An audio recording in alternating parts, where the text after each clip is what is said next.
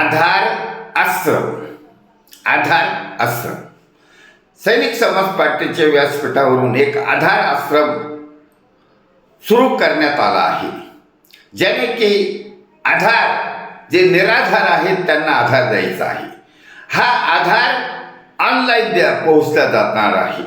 Online आधार देण्याची संकल्पना आहे आणि ह्या जसं की RSSची संस्था रजिस्टर्ड नाही, कारण संस्था रजिस्टर करण्याचा उद्देश असतो की शासकीय अनुदान मिळावं। सैनिक समाज पार्टीच्या ह्या आधार आश्रमाला शासकीय अनुदान मिळवायचं नाही, म्हणून ही नोंदणी करण्याची आवश्यकता नाही।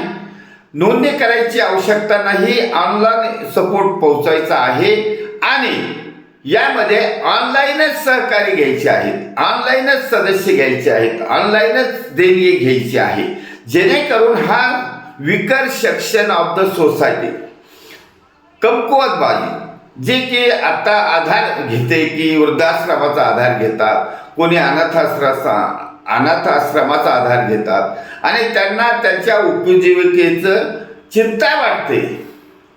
हौस मौज तर बाजूला ठेवा, पण चिंता वाटते।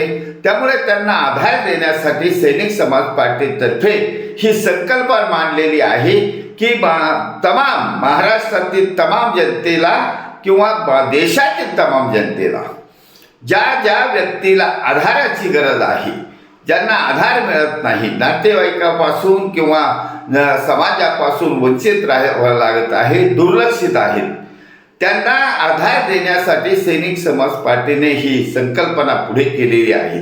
त्यामुळे या संकल्पनेला साथ देण्यासाठी समाजातील समाजसेवी प्रवृत्तीच्या लोकांनी निस्वार्थ भावाने पुढे यायचं आहे आणि अशा लोकांचं या आधार केंद्रामध्ये स्वागत करण्यात येणार आहे। धन्यवाद। भारत वर्ष की जय, छत्रपती शिवाजी महाराज की जय।